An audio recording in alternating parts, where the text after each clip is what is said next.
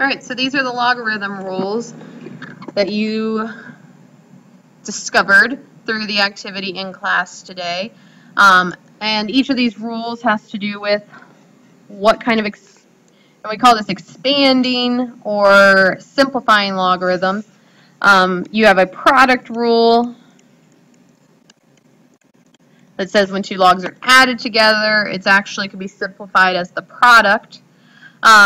We also have a quotient rule here that says when two logs are subtracted, it's the same as dividing, as long as they have the same bases, it's the same as dividing those components.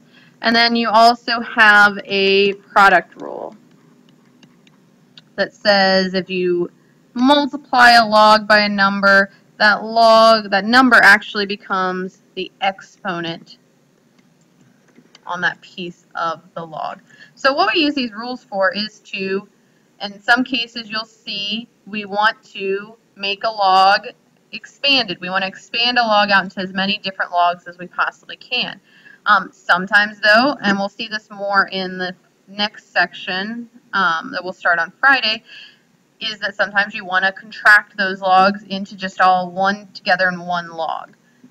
So again, sometimes we want to expand a log, and what you need to think is, what logarithmic rule am I seeing here? So we have two different logs here. They're written as just one singular log. So if I'm going to expand this, what I need to say is, okay, what rule am I going to use here? So this is a quotient, so I'm going to use the quotient rule.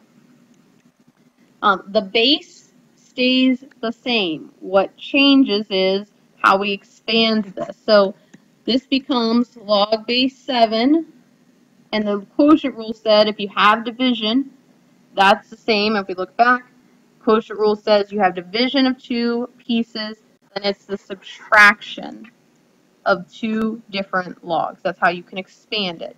So this is log base 7 of the numerator minus log base 7 of the denominator. So it's subtraction of those two logs. The thing that you have to watch out for is when you're expanding and contracting logs, you want to simplify it where you possibly can. So if we're looking at log, and where we can simplify is where we don't see variables, potentially. What we're looking at here is log base 7 of 7. What this is saying is log 7 to what power is going to equal 7. So we can actually simplify log base 7 of 7. It's actually equal to 1, because 7 to the first is going to equal 7.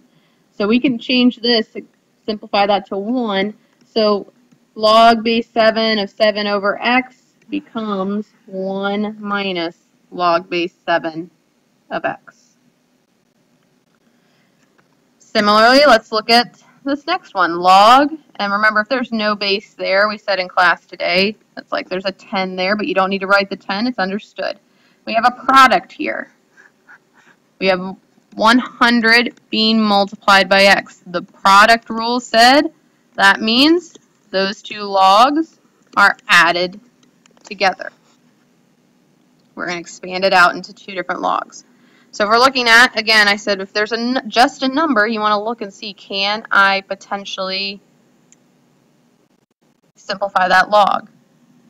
So log of 100, you could type that one into your calculator pretty easily. Or you could think, okay, this is saying 10 to what power? 10 to what power is equal to 100? That's what this log is going to be equal to. So 10 to what power? The power would be 2. So this is 2 plus log of x. We have, again, so we're looking at using those rules. We look at log of the square root of x. So again, that's a base of a 10, even though it's not written in there. If it's not written in there, remember it's always a 10. So to be able to write this, which rule does this fit with? Well, this isn't a quotient, this isn't a product. This must be a power rule. So what we need to do is rewrite this as a power. So if I say the square root, what power is that? Well, that's a fractional power. That would be a power of 1/2. So the power rule, so this is a power. The power rule said that the power is the same as multiplying the log by that number. So this is 1/2 log of x. So we can get into some more complicated problems, and we'll see much more involved than this. But if you look at the last problem here, it kind of combines, and what you'll see is the different rules can be combined into the same problem. So what do we see as far as this last problem goes? We see a product. We see x and y to the third being multiplied. And we also see a power. So we're going to use more than one rule in the same problem here.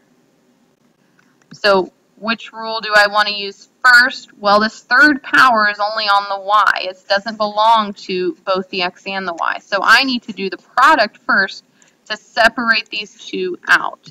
So product, if I see two things multiplied, that means I have logs that are added together. The base stays the same. And in this case, it's not a number, it's just the letter B. The base stays the same, and we make those into two logs by addition. The first log is as simplified as it can be. The second one still has a power on it, and remember the power is the same as multiplying that log by 3. So this is log base B of x plus 3 times log base B of y. We want to separate these out into singular logs. Remove all the multiplication in the logs, remove all the powers, remove all the division if possible. And again, right now we're just practicing this skill, but sometimes we may want to have a logarithm not written out as this all separate logarithms. Sometimes we may want to have it written all together as one single logarithm. So those are kind of our two opposite ideas here. We're going to be expanding logs, and we're also going to be writing them as a single, contracting it is what we would say, but writing things as a single logarithm. So you need to think, what properties do you see here? Well, we see addition. That would relate to our product property. And I also see this 1/3 being multiplied, which would relate to our power rule.